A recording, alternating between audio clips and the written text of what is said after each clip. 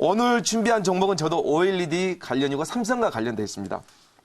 제가 이 종목을 좀 편입하겠습니다. 잠시만요. 원익 IPS인데요. 23,900원에 제가 편입하도록 하겠고요.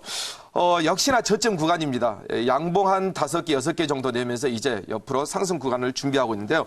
자리를 옮겨서 상세하게 말씀드리도록 하겠습니다. 원익 IPS 포인트 한 5가지만 이야기해 드릴게요.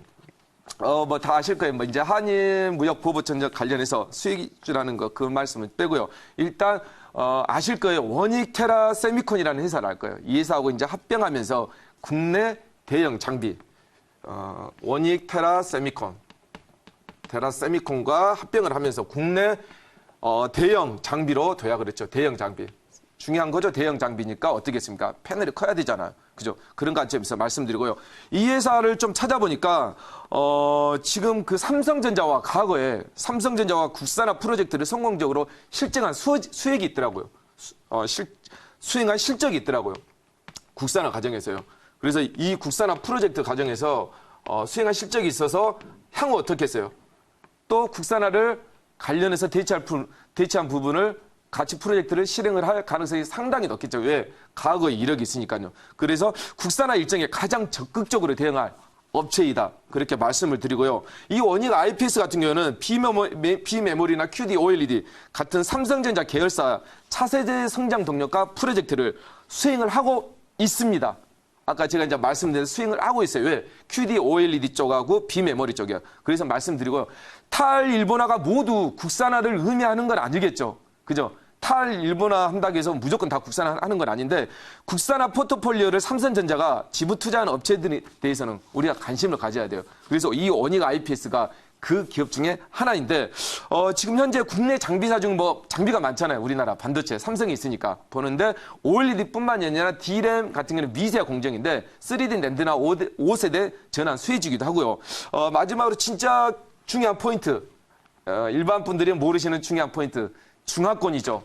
OLED는 중화권을 봐야 됩니다. 그죠? 왜? 중국이 추격하고 있으니까요. 중화권을 보는데 중화권 패널 업체 대형을 제가 조사를 해봤습니다. QLED하고 LCD인데 지금 보시면 중화권 매출이 20%였어요. 중화권 매출이 20%였는데 향후에 지금 예상치가 중화권 매출에 대해서 40%. 이게 뭐냐면 중국 패널 대형 업체들이 OLED하고 LCD에서 엄청나게 투자를 했죠. 그죠? 그래서 이번에 올해 삼성이 아까도 제가 말씀드렸다시피 반 정도 정리를 하겠다. LCD에서는. 근데 삼성 같은 경우는 20%밖에 LCD 의존을 안 해요. 왜? 소형 삼성전자 핸드폰이 제일 많이 팔리다 보면 그쪽이 다 OLED 있잖아. AMOLED. 관련해서 그런 관점에서 보시면 될 것 같고요. 지금 원익 IPS도 마찬가지지만 여러 가지 종목들도 있지만 이 종목 같은 경우는 뭐 원익 머티리얼즈도 있고 여러 가지 지금 계열사 종목들이 상당히 탄력성이 좋습니다. 원익 머티리얼즈는 먼저 출발을 했죠. 그래서 원익 IPS 같은 경우는 올해 하반기 실적부터 삼성하고 투자를 재개해 가면서 가장 OLED나 수혜주기도 하지만 내년의 실적이 중국발에서 상당히 좋다. 그런 관점으로 제가 편입을 하였습니다. 예, 질문 받아보도록 하겠습니다. 네, 제가 한번 해보도록 하겠습니다. 자, 일본의 수출 규제 수혜주이기도 하고, 또한 중국과 또 관계가 좋아지면 실적이 나오는 종목으로 보고 있습니다. 최근에 그 트럼프 미국 대통령이 관세 부과를 네.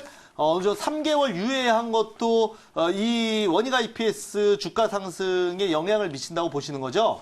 네.